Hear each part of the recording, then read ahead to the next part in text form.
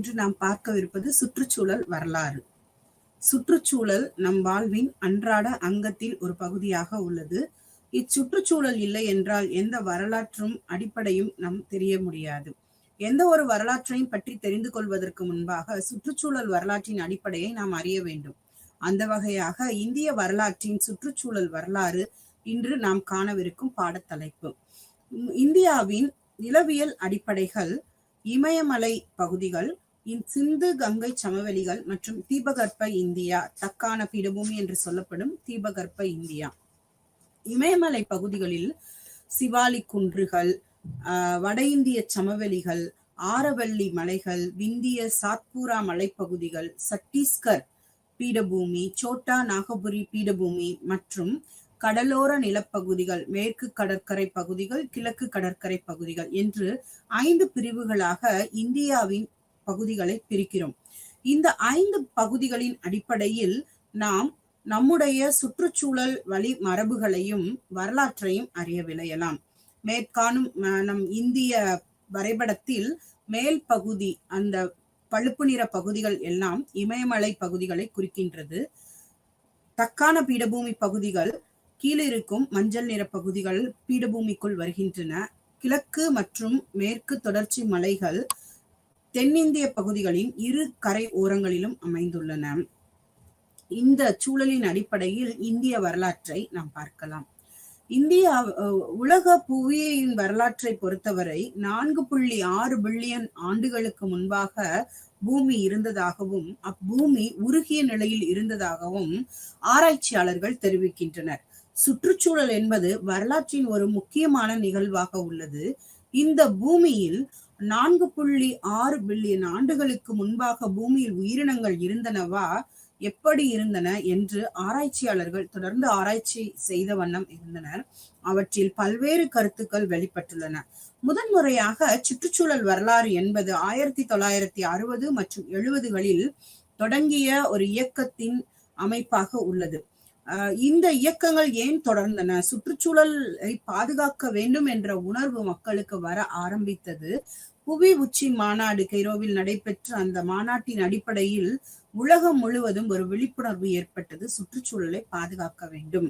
ஏனென்றால் இயற்கை வளங்களை சுரண்டுவது, காடழிப்பு, மண் மாசுபாடு, காற்று மற்றும் நீர் மாசுபாடுகள், பூச்சிக்கொல்லிகளின் பயன்பாட்டின் அதிகரிப்பு, விலங்குகளுடைய அழிவு, பல்லுயிர்களின் நிலைமை இன்று இழந்து கொண்டிருக்கக்கூடிய ஒரு சூழ்நிலைகள், இதை குறித்த விழிப்புணர்வு ஏற்பட்டதினால் சுற்றுச்சூழல் இயக்கங்கள் உருவாக ஆரம்பித்தன. அந்த இயக்கங்களின் வழியாக உலகம் முழுவதும் சுற்றுச்சூழலை பாதுகாக்க வேண்டும் என்ற எண்ணம் மக்களிடம் தலைப்பட்டது. 1972ஆம் ஆண்டில் ரொடரிக் நாஷ் என்பவர் சுற்றுச்சூழல் வரலாறு என்ற கருத்தை வெளியிட்டு தன்னுடைய புத்தகத்தில் மனிதனின் வாழ்விடத்துடன் கடந்த கால தொடர்பும் உடையது சுற்றுச்சூழல் வரலாறு என்று குறிப்பிட்டார். இந்த சுற்றுச்சூழல் வரலாற்றில் விவாதங்கள் எப்படி ஏற்படுகின்றன? முதலாவதாக விவசாய சமூகங்கள் எப்படி உருவாக்கப்பட்டது என்ற சுற்றுச்சூழல் விவாதம் எழுந்தது. அதன் அடிப்படையில் முதல் மனிதன், ஆதி மனிதன் எப்படி வாழ்ந்தார்கள், அவர்களுக்கிடையேயான நெருக்கம், சுற்றுச்சூழலுடன் அதாவது இயற்கையுடன் அவர்களுடைய உறவு என்ன, அந்த மனிதன் இயற்கையை மீறி ஒரு இடத்தில் வாழ தலைப்பட்ட போது விவசாய சமூகங்களாக உருவெடுத்தனர். இந்த விவசாய சமூகங்கள் மக்களிடையே அவர்களுடைய குழுக்களிடையே ஒரு இணக்கம் ஏற்படவும், மனிதர்களுக்குள் ஒரு நெருக்கம் ஏற்படவும், அவர்களுக்குள் தலைவன், அமைப்பு, சமூகம் இப்படிப்பட்ட உருவாவதற்கு காரணமாக அமைந்தது அவர்களுடைய சுற்றுச்சூழல். இந்த சுற்றுச்சூழலுடைய நெறிமுறைகள் என்ன, இந்த சுற்றுச்சூழலை எப்படி பாதுகாக்க வேண்டும் என்று அவர்கள் ஆரம்ப காலம் முதல் அறிய தலைப்பட்டனர். அந்த மானுடவியல் கருத்தின்படி பண்டைய இந்தியா அப்படி என்ற ஒரு வரலாற்றின் அடிப்படையில் அவர்கள் கருத்துக்களை வெளியிட்டார்கள் வரலாற்றாசிரியர்கள். அதாவது வரலாற்றின் ஒரு பகுதியாக மானுடவியல் கற்பிக்கப்பட்டது. மனிதர்கள் எப்படி வாழ்ந்தனர், அவர்களுடைய பரிணாம வளர்ச்சி எப்படி இருந்தது, அவர்களுக்கும் அவர்களுடைய வரலாற்றிற்கும் தொடர்பு என்ன என்று எழுதப்பட்ட காரியங்கள் தான் மானுடவியலில் அடிப்படையாக அமைந்தன. மானுடவியல் வரலாற்றின் ஒரு அங்கமாக இருப்பதற்கு காரணம், வரலாற்றுக்கு முற்பட்ட பகுதிகளுக்கு காலகட்டத்திற்கு நமக்கு சான்றுகள் கிடையாது. அகழ்வாய்வின் அடிப்படையில் எடுக்கப்பட்ட கற்கருவிகள் மற்றும் சான்றுகளின் அடிப்படையிலே மனித எச்சங்கள், மிருகங்களுடைய எலும்புகள் இவற்றின் அடிப்படையிலேயே நாம் அந்த காலத்தை கணிக்கிறோம். எழுதப்பட்ட சான்றுகள் எதுவும் கிடையாது. எனவே மானுடவியல் பற்றி அறிவதற்கு சுற்றுச்சூழல் கல்வி மிக இன்றியமையாததாக உள்ளது. அடுத்ததாக புதைப்படிவ எரிபொருள்களுக்கு அதிக முக்கியத்துவம் கொடுக்கின்றனர். இன்றைய நிலையில் அவர்கள் எப்படி கடந்த காலத்தை பற்றி அறிவது, அதன் காலகட்டத்தை எப்படி குறித்துக் கொள்வது என்பதற்கு இந்த புதைப்படிவ எரிபொருட்கள் உதவுகின்றன. அந்த காலத்தில் அவற்றின் சூரிய ஆற்றலின் அடிப்படையில் கார்பன் 14 என்ற முறையின் அடிப்படையில் அவர்கள் காலத்தை கணிக்கின்றனர். அந்த மரங்களுடைய காலங்கள் எவ்வளவு, விலங்கினங்களுடைய எலும்பின் அந்த கார்பன் அளவை கொண்டு அவற்றினுடைய அளவு எவ்வளவு, அந்த மனிதர்களுடைய எலும்புகள், மண்டை ஓடுகள் அவற்றின் அடிப்படையில் அவற்றின் காலத்தை கணிக்கின்றனர். எனவே இவற்றை கரிம பொருளாதாரம் என்று சொல்கிறோம். அவர்களுடைய அந்த காலகட்டத்தை கணிப்பதற்கு சில அறிவியல் பூர்வமான அடிப்படைகள் வைத்து அவர்கள் காலத்தை கணிக்கின்றனர். அவை துல்லியமாக கணக்கிடப்படுகின்றன அறிவியல் ஆராய்ச்சியாளர்களால், அகழ்வாராய்வு செய்பவர்களால். இப்படி மனிதன் ஒரு காலகட்டத்தில் நாடோடியாக தன்னுடைய வாழ்க்கையை ஆரம்பித்து உணவு சேகரிப்பவராக, வேட்டையாடுபவராக தன்னுடைய வாழ்க்கையை ஆரம்பித்து சிறுக சிறுக ஒவ்வொரு கண்டுபிடிப்பையும் கண்டுபிடித்தனர். முதலாவதாக அவர்கள் நெருப்பின் பயனை அறிந்தனர். பின்னர் சக்கரம் செய்ய முற்பட்டு பானைகள், ஓடுகள் செய்ய ஆரம்பித்தனர். ஒரு இடத்தில் தங்கி நிலையாக வாழ ஆரம்பித்தனர். சமுதாயத்தில் சிறுக சிறுக மாற்றம் வளர ஆரம்பித்தது. நாகரிகமற்ற நிலையில் இருந்து மனிதன் நாகரிகத்திற்கு மாற ஆரம்பித்தான். இந்த சுற்றுச்சூழல் விவாதங்கள் வரலாற்றில் ஒரு முக்கிய அங்கமாக வகிக்கின்றன. இந்த உற்பத்தியில் மாற்றங்கள் ஒவ்வொரு காலகட்டத்திலும் ஏற்பட்டது. அதன் பிறகுதான் ஆற்றங்கரை நாகரிகங்கள் உருவாக ஆரம்பித்தன. எகிப்திய நாகரிகம், மெசபடோமியா நாகரிகம், சிந்து சமவெளி நாகரிகம் மற்றும் உலகின் பல நாகரிகங்கள் உருவாக ஆரம்பித்த காலகட்டம் அது. ஆக மனிதன் வரலாற்று காலத்திற்கு வருவதற்கு முன் வாழ்ந்த இக்காலத்தில் அவர்கள் நிலையாக ஓரிடத்தில் தங்கி உடைகளை உடுக்க ஆரம்பித்தனர். பின்னர் நாகரிகம் நாகரிகம் வளர வளர 19ஆம் நூற்றாண்டின் இறுதியில் தொழில் புரட்சி, ரயில்வே, நீராவி, நிலக்கரி இவற்றினால் ஏற்பட்ட மாற்றங்களினால் மட்டுமே மின்சாரம் அறிமுகப்படுத்தப்பட்டது. அதுவரை மனிதர்கள் இயற்கையோடு இணைந்த சுற்றுச்சூழல் தொடர்புடைய வாழ்வுதான் வாழ ஆரம்பித்தனர். இந்த சுற்றுச்சூழல் நீதியை எப்படி நாம் பாதுகாக்கின்றோம்?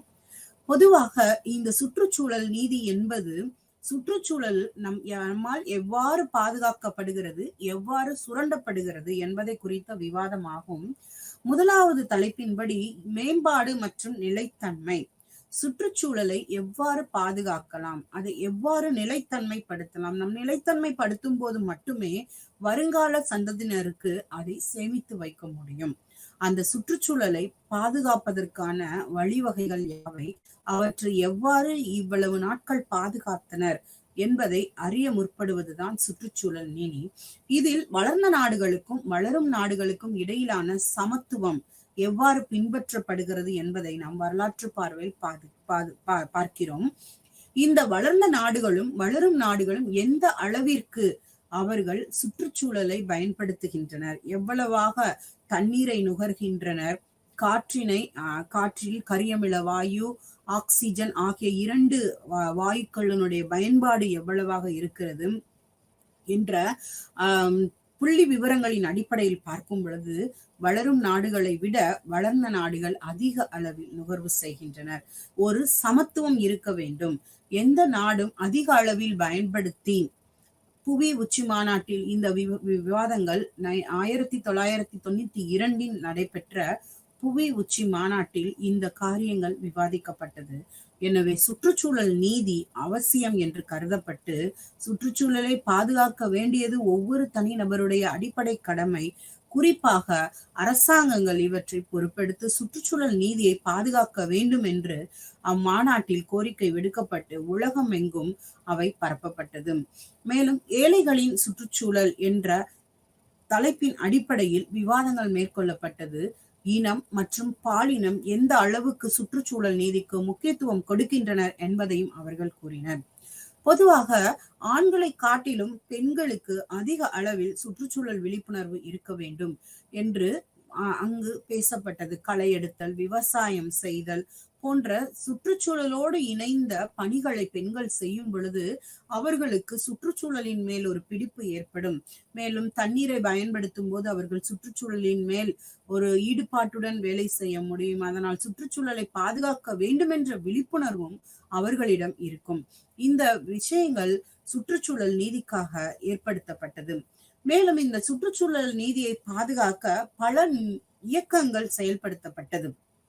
குறிப்பாக பசுமை பட்டை இயக்கம் கென்யா நாட்டில் ஏற்படுத்தப்பட்டது. 1977 நோபல் பரிசு பெற்ற வங்காரி மாத்தாய் அவர்கள் ஒரு இயக்கத்தை ஆரம்பித்தனர். அவர்களுடைய இயக்கம் கென்யாவில் தொடங்கப்பட்டது. அவர்களுடைய இயக்கத்தின் பெயர் பசுமை பட்டை இயக்கம். அதாவது மரங்கள் நடக்கூடிய அந்த இயக்கத்தை இவர்கள் தொடங்கினார்கள். அவர்கள் தொடங்கும் பொழுது பல எதிர்ப்புகள் வந்தாலும் அதிக அளவில் மரங்களை நட வேண்டும், லட்சக்கணக்கில் மரங்களை நட வேண்டும் என்பது அவர்களுடைய நோக்கமாக இருந்தது. மரம் வெட்டப்படுவதை தடுக்க வேண்டும், புதிய மரங்களை நட வேண்டும் என்ற கொள்கையின் அடிப்படையில் அவர்கள் சுற்றுச்சூழலை பாதுகாக்க தலைப்பட்டனர். அவர்களோடு கைகோர்த்து அநேகர் அந்த இயக்கத்தில் பங்கு பெற்றனர்.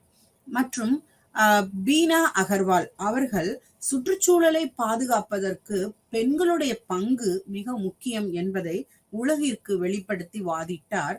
குறிப்பாக பெண்கள் தண்ணீர் சேகரிப்பது, மரம் பாதுகாப்பது, மருத்துவ தாவரங்களை தேடுவது, கால்நடைகளை பராமரிப்பது, களை எடுப்பது போன்ற பயிர்களை அறுவடை செய்வது, இந்த வேலைகளை பெண்கள் செய்வதனால் சுற்றுச்சூழலை அவர்கள் அறிந்திருக்கிறார்கள், எனவே அவர்கள் பாதுகாப்பார்கள் என்று வாதிட்டார்.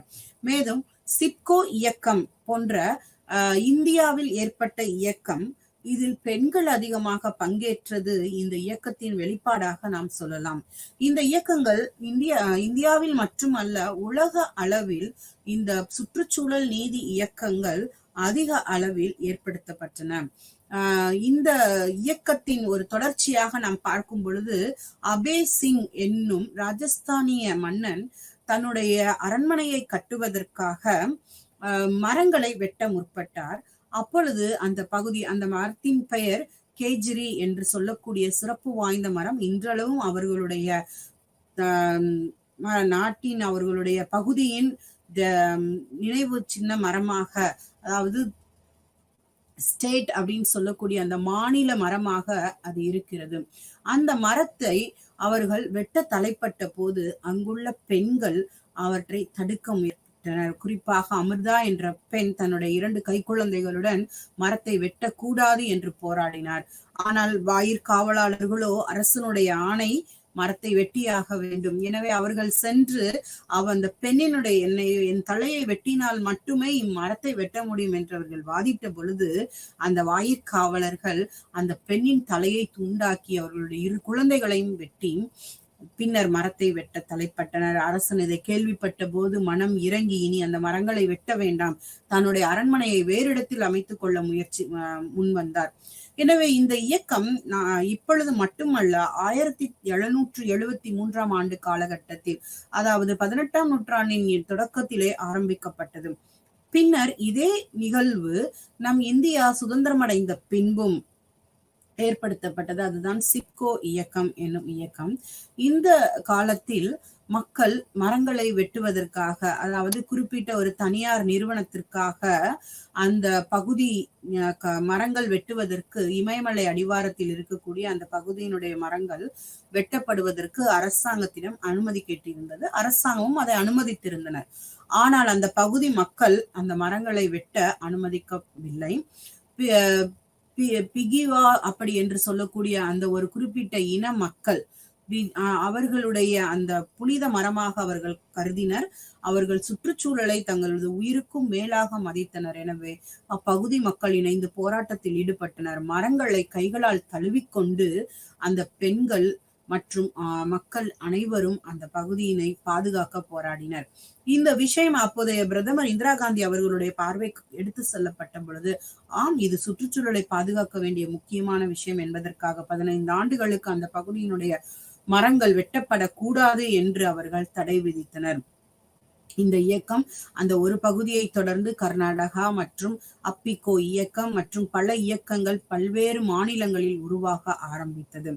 எனவே இந்த பெண்களுடைய பங்களிப்பு மற்றும் இந்த சுற்றுச்சூழலை பாதுகாக்கப்பட்ட இந்த இயக்கங்கள் மக்களுடைய ஒரு முக்கியமான நடவடிக்கையாக அமைந்தது. அடுத்ததாக நாம் பார்க்க போவது வரலாற்றினுடைய காலகட்டங்கள். வரலாற்றின் காலகட்டங்களில் மனிதர்களுடைய அவர்களுடைய சுற்றுச்சூழலுக்கும் அவர்களுக்குமான உறவு எப்படியாக இருந்தது என்று பார்க்க போகிறோம். இன்றைய நிலையிலும் சுற்றுச்சூழல் மனிதர்களுடைய வாழ்க்கையின் ஒரு அங்கமாக இருக்கிறது.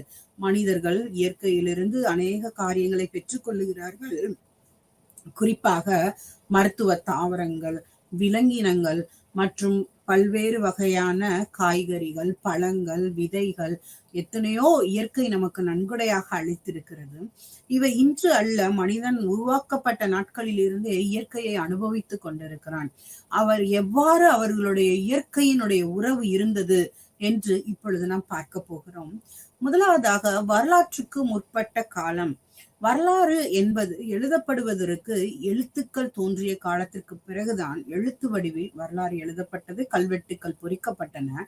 ஆனால் வரலாற்று பதிவுகள் வருவதற்கு முன்பாக 2.6 மில்லியன் ஆண்டுகள் மனிதன் நாடோடிகளாக வரலாற்றுக்கு முற்பட்ட காலம் என்று சொல்லக்கூடிய அந்த காலகட்டத்தில் வாழ்ந்திருக்கின்றனர். இவர்களது வாழ்க்கையை நாம் அறிய தொல்பொருட்கள் மட்டுமே முக்கியமான சான்றாக உள்ளது.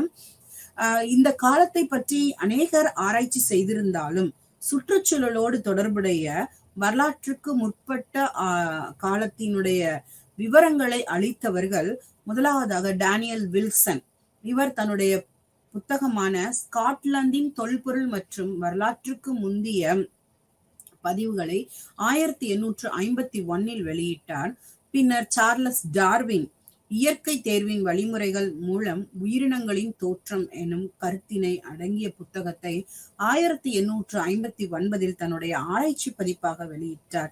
சர் ஜான் லூபாக் என்பவர் வரலாற்றுக்கு முந்தைய காலகட்டங்கள், பண்டைய எச்சங்கள் மற்றும் நவீன சேமிப்புகள் என்றும் விளக்கியுள்ளார் 1865. இவர்களுடைய கூற்றுப்படி மனிதன் எவ்வாறு உருவாக்கப்பட்டான், பூமியினுடைய பரிணாம வளர்ச்சி எப்படி இருந்தது, மனிதர்களுடைய பரிணாம வளர்ச்சி எப்படி இருந்தது, இயற்கையோடு இணைந்த வாழ்வை அவர்கள் எப்படி வாழ்ந்தார்கள் என்று பல்வேறு காரியங்களை அவர்கள் விளக்கமாக அளித்துள்ளனர். முதலாவதாக பூமியின் வரலாறு. புவியியலாளர்கள் பூமியின் வரலாற்றை 4 சகாப்தங்களாக பிரித்துள்ளனர். பூமி எவ்வாறு உருவாக்கப்பட்டது, அது முதலாவது எப்படி உருகிய நிலையில் இருந்தது, பின்னர் அது எப்படி காலகட்டங்களை தாண்டி இன்றைய நிலைக்கு வந்துள்ளது என்று முதன்மை நிலை, 2ஆம் நிலை, 3ஆம் நிலை மற்றும் தற்போதைய நிலை என்று 4 சகாப்தங்களாக பிரித்துள்ளனர். மனிதனுடைய பரிணாம வளர்ச்சியை அவர்கள் விளக்கமாக விவரித்துள்ளனர். ஆஸ்ட்ரோபில்லத்துக்கள் அப்படி என்று சொல்லக்கூடிய குரங்கிலிருந்து குரங்கை போன்ற குரங்கு மனிதன் அவன் உருவாக்கிய, அதாவது 2 கால்களும் நிமிர்ந்த நிலையில் மனிதன் நடக்க தொடங்கிய நிலையை ஆஸ்ட்ரோபித்லாய்கள் என்றார்கள். அடுத்ததாக ஹோமோ ஹாபிலஸ் என்று மனிதன் நிமிர்ந்து நேராக பார்த்து கருவிகளை கையில் எடுக்க தொடங்கிய காலகட்டம். ஹோமோ எரக்டஸ் என்று சொல்லக்கூடிய கற்களை மனிதன் பயன்படுத்திய காலங்களை 1.8 மில்லியன் நூற்றாண்டுகளுக்கு முன்பாக அவர்கள் வாழ்ந்திருக்கின்றனர். அடுத்ததாக நியாண்டர்தால் மனிதர்கள் என்று சொல்லக்கூடிய இவர்களும் முழுமையான பரிணாம வளர்ச்சி அடைந்த மனிதர்கள் அல்ல. இவர்களும் 1,30,000 ஆண்டுகளுக்கு முன்பாக வாழ்ந்த மனிதர்கள். அடுத்ததாக ஹோமோசேப்பியன், இவன் தான் பூரணமான மனிதன் என்று சொல்லக்கூடிய 3 லட்சம் வருடங்களுக்கு முன்பாக வாழ்ந்த மனிதன். இவர்களுக்கு வேட்டையாடுதலும் உணவு சேகரிப்பதும் மட்டுமே இவர்களுடைய தொழிலாக இருந்தது. இவர்கள் கற்கருவிகளை அதிகமாக பயன்படுத்த ஆரம்பித்தனர். இவர்கள் ஆப்பிரிக்கா, ஐரோப்பா மற்றும் ஆசிய பகுதிகளில் வாழ தலைப்பட்டனர். இந்த காலகட்டத்திற்கு முந்தைய மனிதர்கள் உலகின் பல்வேறு பகுதிகளில், குறிப்பாக நியாண்டர்தால் மனிதர்கள் ஜெர்மனியில் வாழ்ந்தனர். ஆனால் இந்த மனிதர்கள் உலகெங்கும் போய், ஹோமோசேப்பியன் இனத்தை சார்ந்தவர்கள் உலகெங்கும் போய் பரவி அங்கங்கு வாழ தலைப்பட்டனர். கடைசியாக குரோமெக்னான் என்று சொல்லக்கூடிய வகையை சார்ந்த நவீன கால மனிதன், அதாவது முழுமையாக பரிபூரண வளர்ச்சி அடைந்த மனிதன் ஆசியா, ஆப்பிரிக்க பகுதிகளில் 40,000 வருடங்களுக்கு முன்பாக வாழ ஆரம்பித்தனர். இந்த மனிதர்களுடைய வாழ்க்கையை பற்றி நமக்கு தெரியக்கூடிய ஆதாரங்கள் தொல்பொருள் ஆதாரங்கள் மட்டுமே. இந்த தொல்பொருள் ஆதாரங்கள் எவை என்று பார்க்கும் பொழுது, அவர்கள் பயன்படுத்தின கலை பொருட்கள் மற்றும் கல்கருவிகள், உளி, கோடாரி, செதுக்கப்பட்ட கற்கள், இவையெல்லாம் அவர்களுடைய கலைப்பொருட்களாகவும் கற்கருவிகளாகவும் இருந்தன. உடைந்த பானை ஓடுகள் மற்றும் எலும்பு துண்டுகள் இவர்களுடைய ஆதாரங்களாக நாம் காண்கிறோம். மற்றும் மனிதன் ஓய்வு நேரங்களில் வரைந்த குகை ஓவியங்களும், அந்த குகை ஓவியங்களில் வரையப்பட்டுள்ள அமைப்புகளும் அவர்களுடைய காலகட்டத்தை அறிய நமக்கு உதவியாக உள்ளன. மேலும் பண்டை கால நாகரிகங்கள் ஆரம்பித்த காலகட்டத்தை பார்க்கும் பொழுது, நாணயங்கள், கல்வெட்டுக்கள், முத்திரைகள், சிற்பங்கள் மற்றும் விலங்கு மற்றும் மனிதர்களுடைய அந்த எச்சங்கள், அதாவது அவர்கள் பயன்படுத்திய பொருட்கள், இவை அனைத்தும் நமக்கு முக்கிய ஆதாரங்களாக உள்ளன. வரலாற்றுக்கு முந்தைய காலகட்டத்தை பார்க்கும் பொழுது, உணவு சேகரிக்கும் கட்டம், அதாவது பாலியோலித்திக் என்று சொல்லக்கூடிய பழைய கற்காலம். இந்த காலகட்டத்தில் அவர்களுடைய ஒரே நோக்கம் உணவு சேகரிப்பது மட்டுமே. தங்களுடைய பசியை ஆற்ற அங்கங்கே சென்று உணவு சேகரிக்க தலைப்பட்டனர். இதுதான் ஆரம்ப கால வாழ்க்கை. பின்னர் ஒழுங்கமைக்கப்பட்ட வேட்டையாடுதல் மற்றும் உணவு சேகரிக்கும் கட்டமாக 2ஆம் கட்டம் அமைந்தது. 3ஆம் கட்டத்தில் அவர்கள் ஓரிடத்தில் தங்கி நிலையாக வாழ முற்பட்டனர். அந்த காலகட்டத்தில் அவர்கள் வாழ்வதோடு தங்களுடைய ஈமச் சடங்குகள் போன்ற காரியங்களையும் செய்ய தலைப்பட்டனர். முதலாவதாக நாம் பார்க்கும் பொழுது, வரலாற்றில் காலகட்டங்களை சில பிரிவுகளாக ஆராய்ச்சியாளர்கள் பிரித்துள்ளனர். பழைய கற்காலம், இடைக்கற்காலம், புதிய கற்காலம் மற்றும் அதன் பின்னராக செம்பு காலம், இரும்பு காலம், அதாவது உலோக காலம், இப்படி பிரித்துள்ளனர். இந்த பழைய கற்காலத்தை 3 பிரிவுகளாக, கீழ்பழங்கற்காலம், இடைப்பழங்கற்காலம், மேல் பழங்கற்காலம் என்று 3 பிரிவுகளாக பிரித்துள்ளனர். இந்த வார்த்தைக்கு ஆங்கிலத்தில் பாலியோலித்திக் என்று பெயர். பாலியோ என்றால் பழமை, லித்திக் என்றால் கல். அதனால் பழைய கற்காலம் என்ற சொல் 1865ஆம் ஆண்டு ஜான் லூபாக் என்ற தொல்பொருள் ஆய்வாளர் பழைய கற்காலம், அதாவது பாலியோலித்திக் என்ற சொல்லை பயன்படுத்தினார். அப்பொழுது அவர்கள் தயாரித்த அந்த கற்கருவிகள் சில நுட்பங்களுடன் அவை அமைக்கப்பட்டிருந்தது. அந்த நுட்பங்களுக்கு சோகோனியன், அச்சூலியன், லெவோயிஸ் தொழில்நுட்பம் மற்றும் வட்டு தொழில்நுட்பம் என்று சில தொழில்நுட்பங்கள் இருந்தன.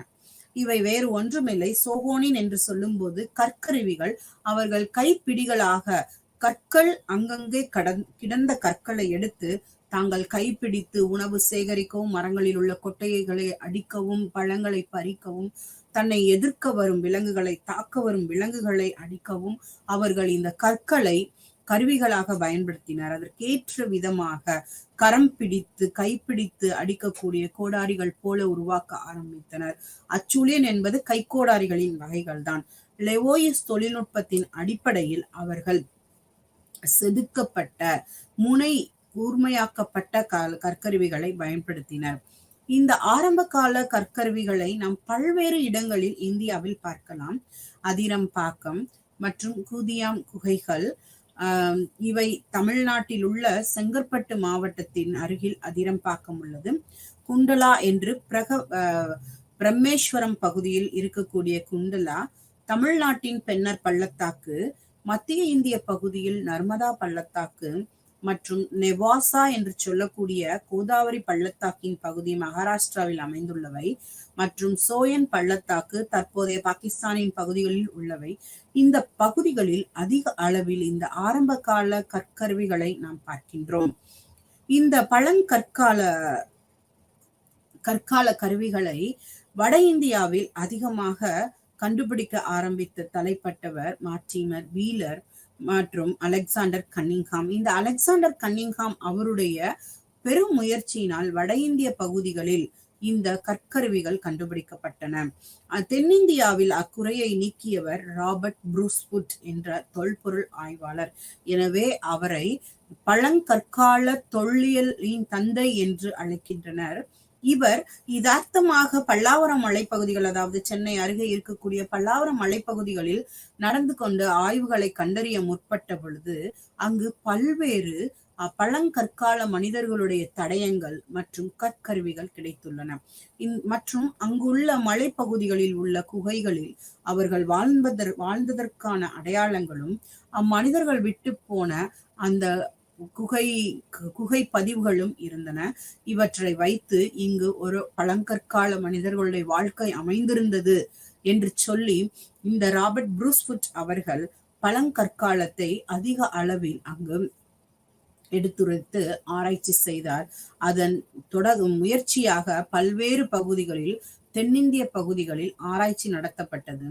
அதன் விளைவாக இங்கு ஒரு பெரிய நாகரிகம் உருவாக்க தலைப்பட்டது என்பதை நாம் அறிகின்றோம். அடுத்ததாக இடைக்கால கலாச்சாரங்கள் அவற்றை எப்படி அந்த கருவிகள் நேர்த்தியாக மற்றும் கூர்மையாக தயாரிக்கப்பட்டது, அதை வைத்தே அவற்றை மைக்ரோலித்திக் என்று சொல்லுகின்றனர் ஆங்கிலத்தில். மைக்ரோலித்திக் என்றால் சிறிய அல்லது நுண்ணிய கற்கருவிகள் பயன்படுத்தப்பட்டன. இந்த கற்கருவிகள் அளவில் சிறியனவாக இருந்தாலும் அவற்றின் பயன்பாடு அளவிடத்தக்கது.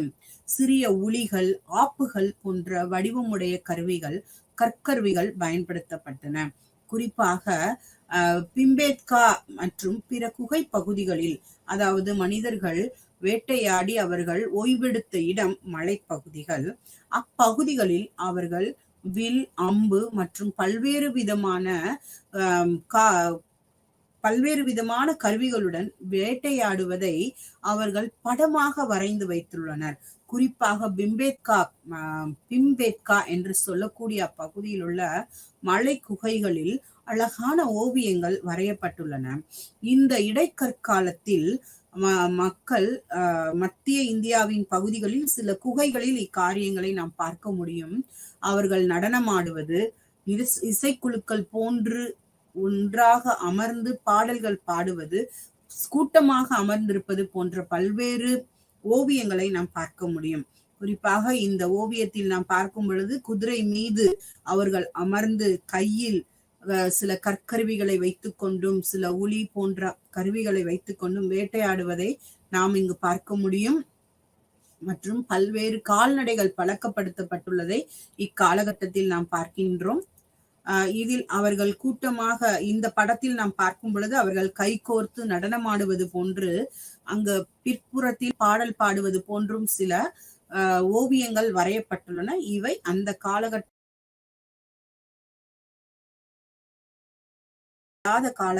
எனவே சித்திரங்களாக தங்கள் உணர்வுகளை வெளிப்படுத்தி இருந்தனர் இந்த காலகட்டத்தில். இந்த கருவி தயாரிக்கக்கூடிய நுட்பங்கள் சோனிய கலாச்சார பாரம்பரியம் அல்லது அச்சிலியன் கலாச்சார பாரம்பரியம் என்று சொல்லுகின்றனர். இவை உலகின் பல்வேறு பகுதிகளில், அந்தந்த பகுதிகளில் கண்டெடுக்கப்பட்ட பகுதிகளில் அவற்றின் பெயரை கருவி தயாரிக்கும் நுட்பங்களுக்கு சூட்டினர். நம் இந்தியாவில் இக்கருவிகள் இந்த பாரம்பரியத்தை வெளிப்படுத்தும் விதமாக அவற்றின் முனைகள் வித்தியாசப்படுத்தி அவற்றின் அடிப்படையில் இந்த கலாச்சார பாரம்பரியத்திற்கு பெயரிட்டனர். சாப்பர் காப்பிங் கருவி மரபுகள் அல்லது அச்சிலியன் கலாச்சார பாரம்பரியம். அச்சிலியன் கலாச்சாரம் என்பது கைக்கோடாரிகளின் வகையை சார்ந்தது. அக்கைக்கோடாரிகளில் முனைகள் கூர்மைப்படுத்தப்பட்டிருந்த பாரம்பரியம். இவை அச்சிலியன் வகை. சோனிய கலாச்சார பாரம்பரியம் என்பது முனைகள் மட்டும் சீவப்பட்டு ஆயுதங்களாக பயன்படுத்தப்பட்ட கலாச்சார கருவிகளை நாம் அவ்வாறு காண்கின்றோம். இந்த கற்கருவிகளுடைய அமைப்புகளை இந்த படத்தில் நாம் பார்க்கலாம். அவற்றின் முனைகள் கூர்மைப்படுத்தப்பட்டிருக்கின்றது. சிலவை ஆப்பு, உளி போன்ற அமைப்புகளில் இவை கொடுக்கப்பட்டிருக்கின்றன. சிறிய கருவிகளாக இருந்தாலும் அவற்றின் பயன்பாடு அதிகமானது. குறிப்பாக விலங்குகளை வேட்டையாடி கொண்டு வரும் பொழுது அவற்றின் உடலை கிழிக்கவும் அவர்கள் மாமிசத்தை உண்ணவும் அவற்றிற்கு அவைகள் பயன்படுத்தப்பட்டுள்ளன. மேலும் மரத்திலிருந்து பழங்களை பறிக்கவும் செடிகளில் இருந்து காய்கறிகளை எடுக்கவும் அவர்கள் இந்த சிறிய கருவிகளை பயன்படுத்தி இருக்கின்றனர். அவற்றின் பல்வேறு வடிவங்களை நாம் இங்கு பார்க்கின்றோம். எவ்வாறாக இவை பயன்படுத்தப்பட்டிருக்கலாம் என்று தொல்லியல் ஆய்வாளர்கள் நமக்கு விவரங்களை அளித்துள்ளனர். இந்த கருவிகள் அனைத்தும் மத்திய இந்திய பகுதிகள் மற்றும் தென்னிந்திய பகுதிகளில் அதிக அளவில் கிடைத்துள்ளன. இவை அக்காலத்தின் இறுதியில், அதாவது நாகரிகம் தொடங்குவதற்கு முன்பாக கிடைக்கப்பட்ட பானை ஓடுகளின் துகள்கள். அவற்றில் அவர்கள் பயன்படுத்தப்பட்ட பானைகள் எவ்வகையாக செய்யப்பட்டது, கருப்பு நிறத்திலும் காவி நிறத்திலும் மற்றும் சிவப்பு நிறத்திலும் எவ்வாறாக பானைகள் செய்யப்பட்டன என்பதை இவற்றின் அமைப்புகளிலிருந்து நாம் தெரிந்து கொள்ளலாம். அடுத்ததாக வேட்டைக்காரர்களுடைய வாழ்க்கை. மனிதன் ஒரு இடத்தில் நிலையாக வாழ ஆரம்பிக்காத காலகட்டத்தில் அவர்களுடைய முதல் ஆரம்ப கால வேலை கற்காலத்தில் அவர்களுடைய பணி உணவு சேகரிப்பது மட்டுமே. தன் வயிற்றிற்கு அவர்கள் சேகரித்தது திருப்தி அடைந்தவுடன் அவர்கள் நிம்மதியாக வாழ தலைப்பட்டனர். பின்னர் ஒரு காலகட்டத்தில் அவர்களுக்கு இயற்கை அவர்களால் அந்த இயற்கையினுடைய காரியங்களை கிடைக்காத போது, அதாவது ஒரு இடத்தில் பற்றாக்குறை ஏற்படும் போது, உணவு பற்றாக்குறை ஏற்படும் போது அவர்கள் அடுத்த இடத்திற்கு செல்ல தலைப்பட்டனர். அங்கு அதே போன்ற சௌகரியமான நிலைமை இராத பொழுது அவர்கள் அங்கு உள்ள விலங்குகளை வேட்டையாடவும் உயரமான மரங்களில் அவற்றை பழங்களை பறிக்கவும் இப்படி அவர்களுடைய வாழ்க்கை ஆரம்பமானது. அப்பொழுதுதான் இவர்களுக்கு கற்கருவிகளுடைய தேவை அதிகப்பட்டது. ஆக இந்த வேட்டைக்காரர்களுடைய வாழ்க்கை, அதாவது மனிதனுடைய இரண்டாவது நிலை வேட்டைக்காரர்களாக, முதலாவது படிநிலையில் அவர்கள் உணவு சேகரிப்பவர்களாக இருந்தனர். இரண்டாவது நிலையில் வேட்டைக்காரர்களாக அவர்களுடைய வாழ்க்கை ஆரம்பமானது. இங்கும் பார்க்கிறோம், இதே பகுதிகளில் நமக்கு இந்த ஆரம்ப கால கற்கருவிகளுடைய தயாரிப்பு அதிகமாக இருந்தது. இந்த படத்தில் நாம் பார்க்கும் பொழுது அவர்கள் எவ்வாறாக வேட்டையாட தலைப்பட்டனர். முதலாவது ஒரு வகை, அவர்கள் கூட்டமாக சென்றே வேட்டையாட ஆரம்பித்தனர் தங்களுடைய உணவிற்காக. வன விலங்குகள் அவர்களை தாக்க வரும் பொழுதோ அல்லது இவர்களுக்கு உணவு தேவைப்பட்ட பொழுதோ அவர்கள் கற்களை கொண்டோ ஈட்டி போன்ற அமைப்பில் அவர்கள் செய்து அவர்கள் அந்த விலங்குகளை தாக்கி அவற்றை சமைத்தோ பச்சை மாமிசமாகவோ உண்ண ஆரம்பித்தனர். நெருப்பின் பயனை அவர்கள் அறியாத காலகட்டம், எனவே அவர்கள் அப்படியே உண்டனர். பின்னர் இரண்டாவது வகையாக இவர்கள் வேட்டையாட தலைப்பட்ட விதம், குழிகளை வெட்டி அவற்றில் அந்த விலங்குகள் வந்து விழுகும்படி செய்து பின்னர் அவற்றை தாக்கி கொன்று அவற்றின் மாமிசத்தை அவர்கள் பயன்படுத்த ஆரம்பித்தனர்.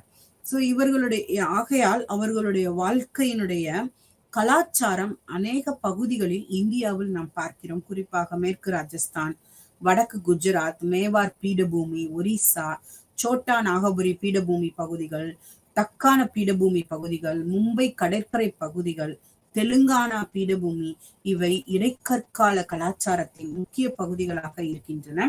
இந்த பகுதிகளில் கண்டெடுக்கப்பட்ட மேற்காணும் பகுதிகளில் சொல்லப்பட்ட, அதாவது மேற்கு ராஜஸ்தான், குஜராத், ஒரிசா, தக்கான பீடபூமி, சோட்டா நாகபுரி பீடபூமி பகுதிகளில் கண்டெடுக்கப்பட்ட கற்களின் வகைகள் தான் இங்கு கொடுக்கப்பட்டிருக்கிற இப்படத்தில் இருக்கின்ற கற்கள். இந்த கற்களை பயன்படுத்தி அவர்கள் தங்களுடைய உணவையும் சேகரித்திருக்கின்றனர், வேட்டையாடவும் பயன்படுத்தி இருக்கின்றனர். அடுத்ததாக நாடோடி சமூகங்கள். அடுத்த நிலை, ஆரம்ப காலகட்டத்தில் நாம் பார்த்தது அவர்கள் உணவு சேகரிப்பவர்களாக இருந்தனர். இரண்டாம் காலகட்டத்தில் வேட்டையாடுபவர்களாக இருந்தனர். மூன்றாவது காலகட்டத்தில் நாடோடி சமூகங்களாக இருந்தனர். நான்காவது காலகட்டத்தில் மெய்ப்பர்கள், மேய்ச்சல் கலாச்சாரம் அவர்களுக்குள் வர ஆரம்பித்தது. நாடோடி சமூகங்களாக அவர்கள் தலைப்பட ஆரம்பித்தனர். ஏனென்றால் ஒரு இடத்தில் அவர்கள் உண்டு கழித்து திருப்தி அடைந்தவுடன் அடுத்த இடத்தை தேடி செல்ல ஆரம்பித்தனர். ஏனென்றால் அவர்களுக்கு உணவு தேவை இருந்தது. இந்த உணவு தேவை பூர்த்தி செய்ய ஒரு இடத்தில் சில நாட்கள் வாழ்ந்து அடுத்ததாக இடம்பெயர ஆரம்பித்தனர். அப்பொழுது ஒரு இடத்தில் தங்காதபடி எந்தெந்த இடங்களுக்கு செல்ல வேண்டுமோ ஆக நிலையாக தங்காத ஒரு நாடோடி சமூக கூட்டமாக அடுத்த நிலை, அதாவது 3வது பரிமாணம் இருந்தது. இந்த காலகட்டத்தில் அவர்கள் தங்களுக்கு துணையாக விலங்குகளை வளர்க்க ஆரம்பித்தனர். குறிப்பாக நாய்கள் முதலில் பழக்கப்படுத்தப்பட்டதாக நமக்கு சில ஆதாரங்கள் கிடைக்கின்றன. இந்த நாய்கள் மோப்ப சக்தி அதிகமாக உள்ளவை. எனவே இந்த நாய்கள் மேலும் நன்றிக்கும் விசுவாசத்திற்கும் பெயர் போனவை. எனவே அவைகளை மனிதன் முதலில் பழக்க ஆரம்பித்தான். அவன் குகைகளில் வாழ தலைப்பட்ட போது அந்த நாய்கள் அவர்களுக்கு காவல்காரர்களாக செயல்பட்டன. தன்னுடைய மோப்ப சக்தியினால் வேறு விலங்குகள் வரும் பொழுது அவை குலைத்து குரல் எழுப்பி அவர்களுக்கு ஒரு விழிப்புணர்வை ஏற்படுத்தி அந்த சுற்றுச்சூழல் விழிப்புணர்வை அவர்கள் அப்பொழுதுதான் உணர ஆரம்பித்தனர். எனவே விலங்குகளை பாதுகாக்க வேண்டும் என்ற உணர்வு மனிதனுக்குள் தலைப்பட்ட காலகட்டம் இந்த நாடோடி சமூக காலகட்டத்தில் தான். அப்பொழுது அவர்கள் அந்த நாய்களை பழக்கப்படுத்தியதை தொடர்ந்து மற்றும் பல விலங்குகளையும் பழக்கப்படுத்த ஆரம்பித்தனர். குறிப்பாக ஆடு வளர்த்தல் அவர்களுடைய வாழ்வாதாரத்திற்கு முக்கியமான ஒரு தேவையாக அறியப்பட்டது. நாடோடி மக்கள் நிலையாக ஓரிடத்தில் தங்கி வாழ ஆரம்பிக்கும் பொழுது அவர்கள் மேய்ச்சல் கலாச்சாரத்தை அறிய முற்பட்டனர். அப்பொழுதுதான் கால்நடைகளுடைய தேவை அவர்களுக்கு உணர ஆரம்பித்தனர். ஆக இயற்கையினுடைய மனிதனின் தேவை அப்பொழுது விவசாயத்தை எப்பொழுது ஆரம்பித்தார்களோ அப்பொழுதுதான் சுற்றுச்சூழலினுடைய அவசியத்தை மனிதன் உணர ஆரம்பித்தான். விலங்குகளுடைய தேவையை உணர ஆரம்பித்தான். கர்நாடகாவில் குருபா என்னும் இனம் பழங்குடி இனமும், தெலுங்கானாவில் ரேலா சீமா அல்லது கோலா குருவா என்ற இனமும் இற்றளவிலும் அவர்கள் சுற்றுச்சூழலை பயன்படுத்தி தங்களுடைய வாழ்க்கையை நடத்தி வரும் சமூகமாக வாழ ஆரம்பித்தனர். இந்த படத்தில் பார்க்கிறோம், அவர்கள் தேவையான செடி, காய்கறி, பழங்கள் அவற்றை பறிப்பதையும், விலங்குகளை வேட்டையாடி இருக்கிறதையும், கால்நடைகளை பழக்கப்படுத்தி தங்களோடு கொண்டு வருவதையும் நாம பார்க்கிறோம் இந்த படத்தில். ஆக வரலாற்றின் காலத்தை நாம் இவ்வாறாக பிரிக்கிறோம். பழைய கற்காலத்திலிருந்து, பழைய கற்காலம் கற்கருவிகள் மட்டுமே பயன்படுத்தப்பட்ட காலம். இந்த காலத்தில் ஒழுங்கமைவற்ற கற்கருவிகள் பயன்படுத்தப்பட்டன. அவைகள் பளபளப்பாக இல்லை, கூர்மையாக இல்லை. மனிதர்கள் பயன்படுத்திய கற்கள் தங்களுக்கு எந்த வடிவம் ஏற்றதாக இருந்ததோ வேட்டையாட, உணவுகளை சேகரிக்க அந்த கற்களை மட்டுமே பயன்படுத்தினர். இடைக்கற்காலத்தில் அவர்கள் வாழும் கலையை உணர ஆரம்பித்தனர். எனவே இக்காலகட்டத்தில் கண்டெடுக்கப்பட்ட அந்த கற்கருவிகள் அவர்களுக்கு மிக நுண்ணிய வடிவிலும் நுண்ணிய அளவிலும் அவர்கள் வாழ்விற்கு தேவையான அளவிலும் அவர்கள் பயன்படுத்த ஆரம்பித்தனர். அடுத்ததாக புதிய கற்காலத்தில் வாழும் கலையை அணிந்த மனிதன் ஓரிடத்தில் நிலையாக வாழ தரப்பட்டான். இக்காலகட்டத்தில் கற்களை உரசினால் நெருப்பு வரும் என்று அவன் அறிய தலைப்பட்ட பொழுது மட்பாண்டங்களை செய்ய ஆரம்பித்தான். சக்கரம் செய்ய பழகி மட்பாண்டங்கள் அவற்றின் உதவியால் செய்யப்பட்டது. மனிதன் புதைக்கும் முறையை அறிய ஆரம்பித்தான். இறந்த பின் புதைக்கும் முறையையும் அவற்றின் மேலே டால்மென்கள் போன்ற அந்த நினைவு சின்னங்களை எழுப்பக்கூடிய காலகட்டமும் உருவாக ஆரம்பித்தது. இக்காலகட்டம் வரை அவன் கற்களை மட்டுமே பயன்படுத்தினான். பின்னர் உலோக காலம் என்று ஆரம்பிக்கப்பட்டது. கற்காலத்தின் இறுதியில், அந்த கற்காலத்தின் இறுதியில் செப்பு காலம் அடுத்ததாக இரும்பு காலம். இந்த காலகட்டங்கள் ஆற்றங்கரை நாகரிகங்களாக இந்தியாவில் உருவெடுத்தன. இதே காலகட்டத்தில் எகிப்திய நாகரிகம், சீனாவின் மஞ்சு நாகரிகம், சீன நாகரிகம், யூப்ரட்டிஸ் நைகிரிஸ் நதிக்கிடையில் மெசபட்டோமியா நாகரிகம் மற்றும் உலகின் பல நாகரிகங்கள் ஆற்றங்கரையில் தோன்ற ஆரம்பித்தன. இந்த வரலாற்றின் முற்பட்ட காலத்தை பார்க்கும் பொழுது புதிய கற்காலம். இந்த புதிய கற்காலம் இந்தியாவில் ஒரு பெரிய மாற்றம் கொண்டு வந்த காலம், அதாவது நாகரிகத்திற்கு முற்பட்ட காலம் என்று நாம் சொல்லலாம். இந்த காலகட்டத்தில் மனிதன் கால்நடைகளை பழக்க ஆரம்பித்த பின்னால் ஏற்பட்ட காலம் புதிய கற்காலம் ஆகும். இந்த புதிய கற்காலத்தில் அவன் நெருப்பின் பயனை அறிய தொடங்கினான். ஓரிடத்தில் நிலையாக வாழத் தொடங்கியதற்கு அவனை உந்து கூடிய உந்து சக்தியாக சுற்றுச்சூழல் மட்டுமே இருந்தது என்பது குறிப்பிடத்தக்கது. எப்படி சுற்றுச்சூழல் மனிதனுக்கு நிலையாக ஓரிடத்தில் தங்கி வாழ உதவி செய்தது? அவன் தங்கி வாழ காரணம், ஓரிடத்தில் அவனுக்கு உணவு கிடைக்கவில்லை என்றவுடன் அவன் இன்னொரு இடத்தில் செல்ல தலைப்பட்டான். அப்ப சில ஆராய்ச்சியாளர்கள் சொல்கின்றனர், அவன் சாப்பிட்டு போட்ட பழத்தின் கொட்டைகள் ஒரு இடத்தில் தூக்கி போட்டவுடன் அவை வளர ஆரம்பித்ததாக அவன் உணர ஆரம்பித்திருக்கலாம். எனவே அந்த காலகட்டத்தில் அவன் விவசாயத்தின் தேவையை உணர ஆரம்பித்தான். ஒரு இடத்தில் தங்கி நிலையாக அவர்கள் விவசாயம் செய்ய பழகினர். அந்த விவசாய காலகட்டத்தின் ஆரம்பமே அவர்கள் மேய்ச்சல்காரர்களாக உருவாக ஆரம்பித்தனர். அந்த விவசாயத்திற்கு அவர்களுக்கு பானைகள் செய்ய உதவி செய்தன. ஆற்றின் ஓரத்தில் அவர்கள் வாழ்க்கையை ஆரம்பித்தனர். காரணம், அவர்களுக்கு மட்பாண்டங்கள் கிடையாது, எந்த குவளையும் கிடையாது தண்ணீர் எடுத்து குடிக்க. எனவே அவர்கள் ஆற்றின் போக்கில் செல்லும் நீரை எடுத்து குடிக்கவும், அவர்கள் குகைகளில் வாழவும் தலைப்பட்டனர். எனவே இந்த காலகட்டம் புதிய கற்காலம் என்பது அவர்களுடைய வாழ்க்கையில் ஒரு மாற்றத்தை கொண்டு வந்த காலம். அவர்கள் இயற்கையை போற்ற ஆரம்பித்த காலம். சுற்றுச்சூழல் வரலாறு முறையாக ஆரம்பிக்கப்பட்டது எங்கு என்றால் இந்த புதிய கற்காலத்தில் மட்டுமே. இங்கு அவன் விவசாயம் பேணி பாதுகாக்க ஆரம்பித்தான். விவசாயத்திற்கு தண்ணீர் தேவைப்பட்டது. எனவே தண்ணீர் இருக்கும் இடத்தில் மட்டுமே விவசாயம் செய்ய முடியும். எனவே ஆற்றின் முகத்துவாரங்கள் விவசாயம் செய்ய ஆரம்பித்தனர். மற்றும் அங்கு விவசாயம் செய்வதற்கு கால்நடைகளை பயன்படுத்தினதனால் கால்நடைகளின் தேவையையும் அவன் உணர ஆரம்பித்தான். இந்த கால்நடைகள், விவசாயம் இவை அவனை ஓரிடத்தில் நிலையாக தங்கி வாழ உணர்த்துவித்தது. எனவே குகைகள் மற்றும் மறைவிடங்களில் வாழ பழகினான். இந்த மறைவிடங்களில் வாழும் பொழுது அவனுக்கு பொழுதுபோக்கு நேரங்கள் அதிகமாக கிடைத்தன. வெறுமன நாடோடிகளாக அலையும் போது ஓரிடத்திலிருந்து இன்னொரு இடத்திற்கு செல்ல, உணவு சேகரிக்க, உணவை சமைக்க, சாப்பிட, வேட்டையாட, உண்டு உறங்க இவற்றுக்கு மட்டுமே நேரம் செலவழித்த மனிதன் ஒரு குறிப்பிட்ட இடத்தில் நிலையாக தங்க ஆரம்பித்தவுடன் சுற்றுச்சூழலை ரசிக்க ஆரம்பித்தான். எனவே அவன் பல்வேறு ஓவியங்கள், வண்ணங்கள் இவற்றை வரைய ஆரம்பித்தான். அவற்றிலிருந்து இன்று நாம் அறிகிறோம் அவர்களுடைய வாழ்க்கை எப்படி இருந்திருக்கும் என்பதற்கு நமக்கு முக்கிய தொல்லியல் ஆதாரங்களாக அவை அமைகின்றன. இந்தியாவை பொறுத்தவரை, குறிப்பாக தமிழகத்தை பொறுத்தவரை, இங்கு ஒரு புதிய பரிமாணம் என்னவென்றால், உலோக காலத்திற்கு முன்பாக, அதாவது புதிய கற்காலத்திற்கும் உலோக காலத்திற்கும் இடையில் பெருங்கற்காலம் என்ற ஒன்று அமைந்துள்ளது.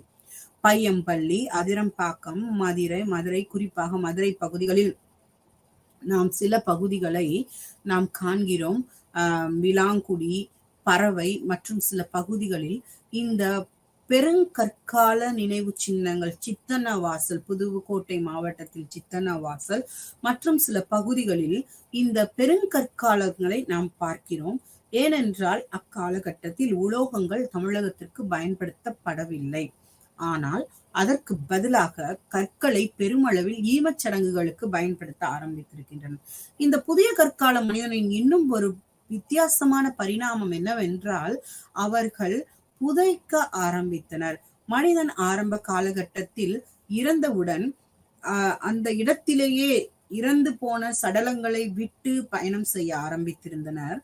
பின்னர் இறந்தவர்களை ஏதாவது ஒரு இடத்தில் போட்டுவிட்டு அவை காட்டு விலங்குகளுக்கோ பறவைகளுக்கோ இரையாக விட்டு சென்றனர்.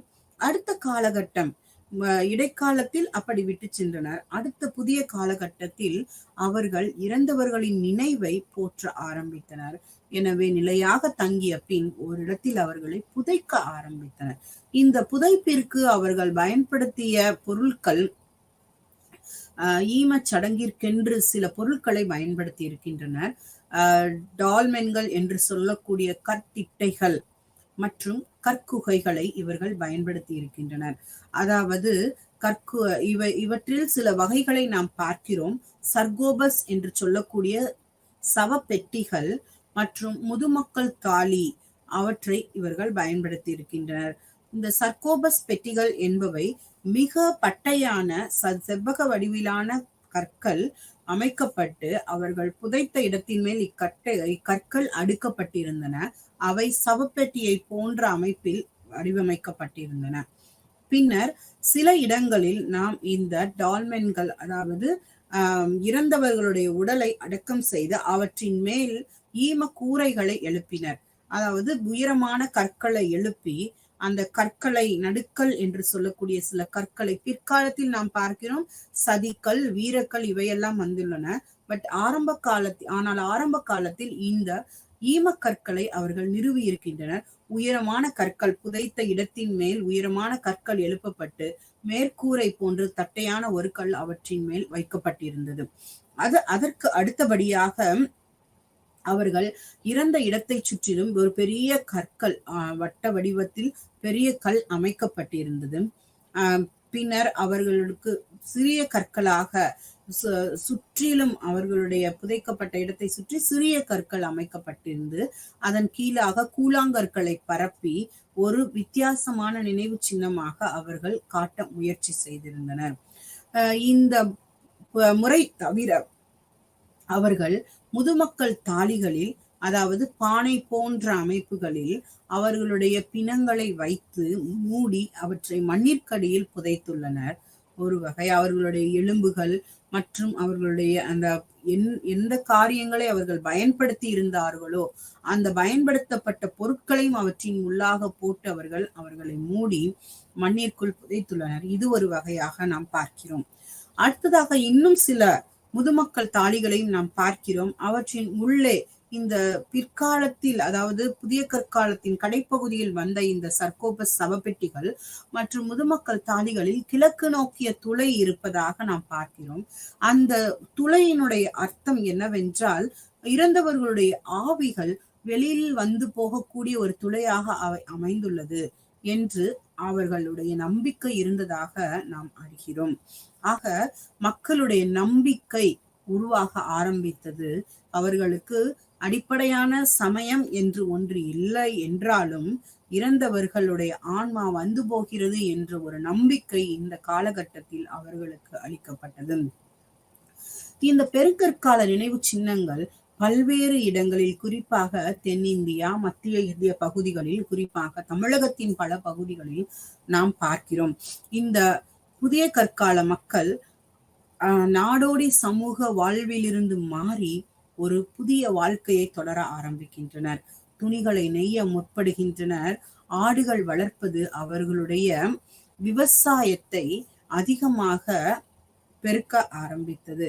இந்த ஆடு மாடுகளின் தேவை வளர வளர மக்கள் இயற்கையை பாதுகாக்க வேண்டும் என்று, அவற்றினுடைய கலாச்சாரத்தை பாதுகாக்க வேண்டும் என்று தலைப்பட ஆரம்பித்தனர். இந்த வரலாற்றுக்கு காலத்திற்கு முற்பட்ட காலத்தில் நாம் எந்த ஆதாரங்களையும் பார்க்க முடியவில்லை.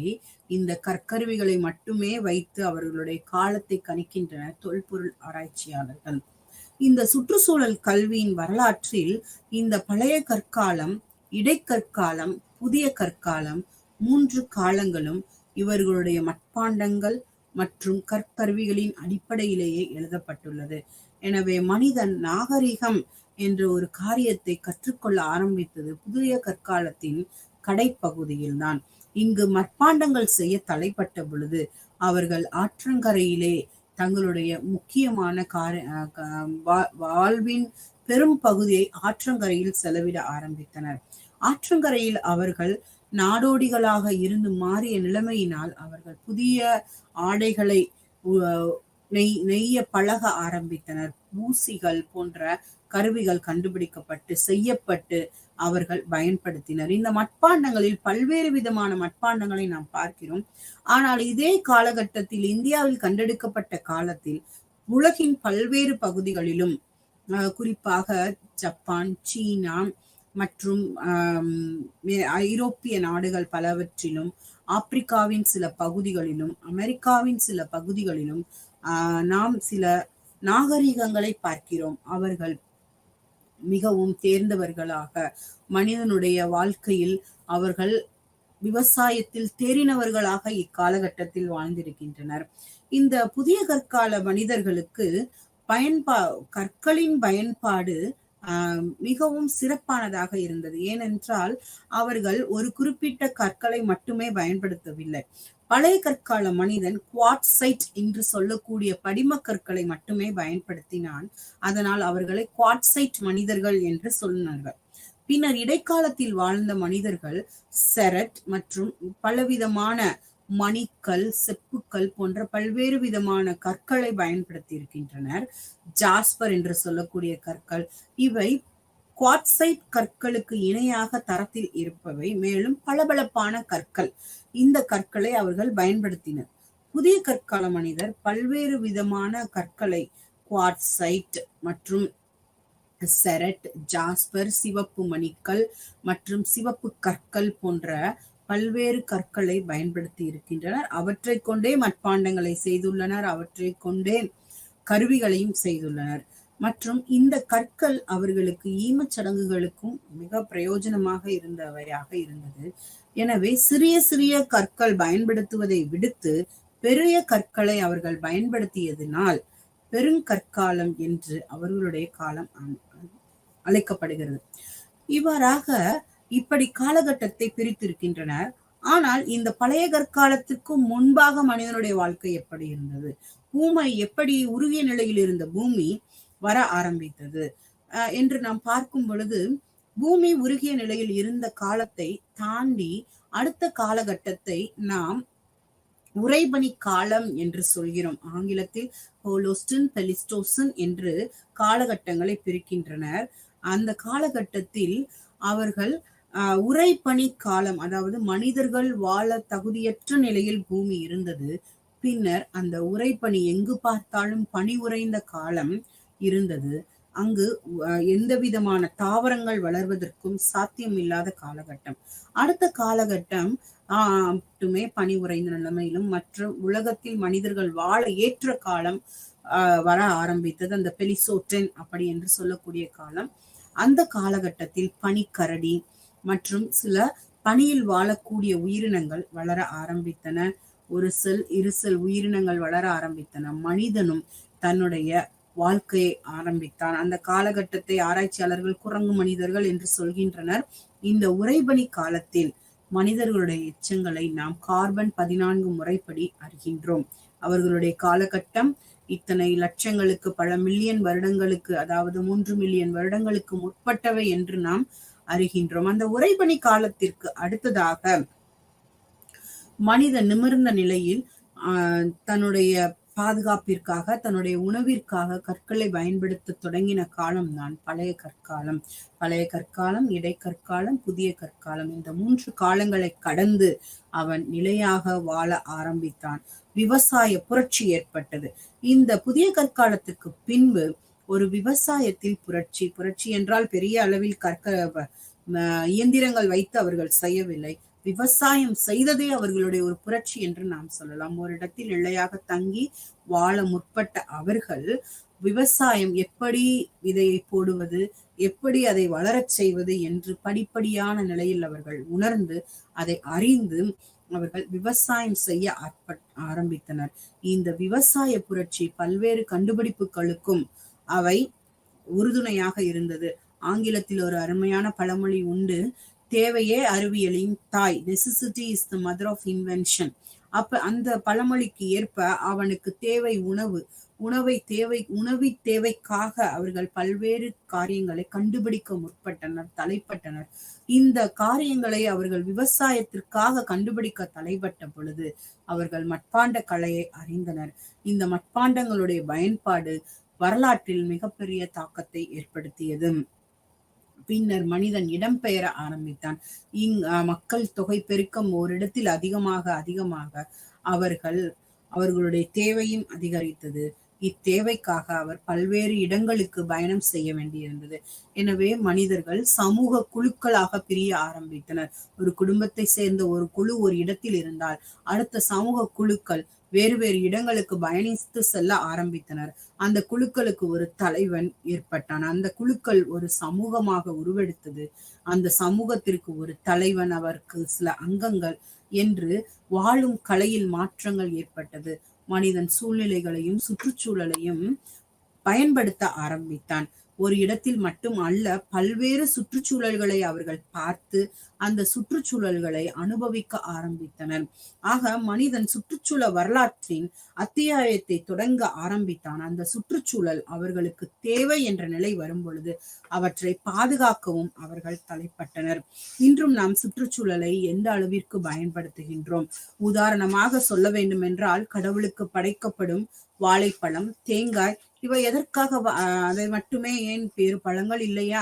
வேறு காய்கள் இல்லையா? ஏன் தேங்காயை மட்டும் நாம் படைக்கின்றோம்? ஏன் நாட்டு வாழைப்பழத்தை மட்டும் படைக்கின்றோம்? இன்று நாம் யோசிக்கும் பொழுது அவை விதையில்லாத காய்கள். எனவே அவை இனப்பெருக்கத்திற்கு மிகவும் கடினமான பொருட்கள்.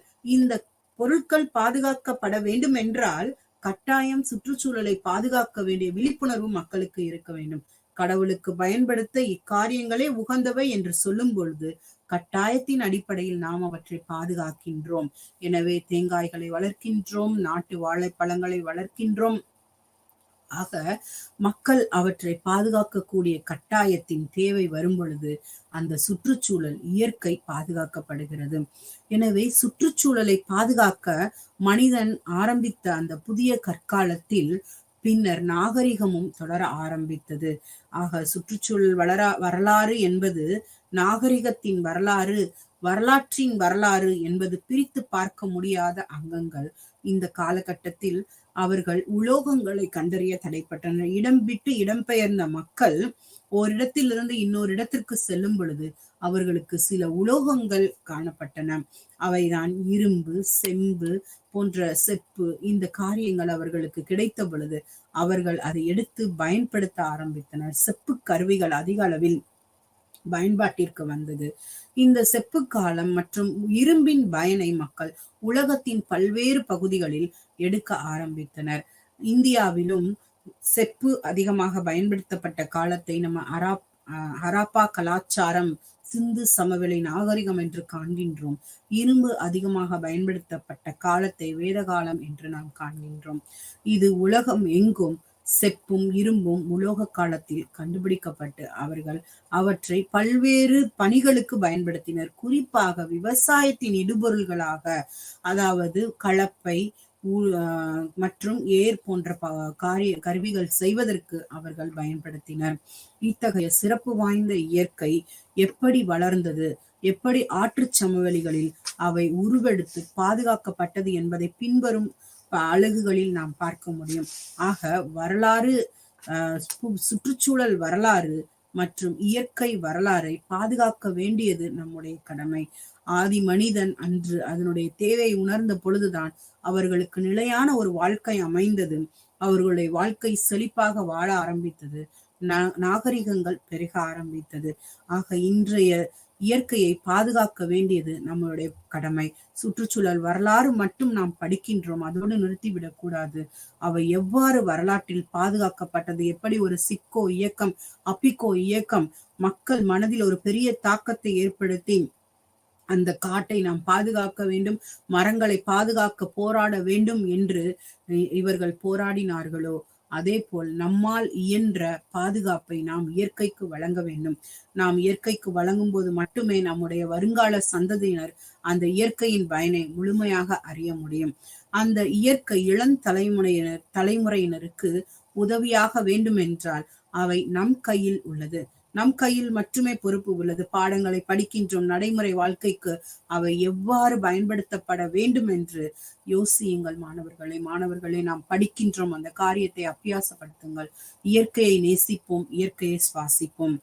வரலாற்றில் சுற்றுச்சூழல் பெரும் தாக்கத்தை ஏற்படுத்தியது. இன்று நம் வாழ்விலும் தாக்கத்தை ஏற்படுத்தட்டும். நன்றி.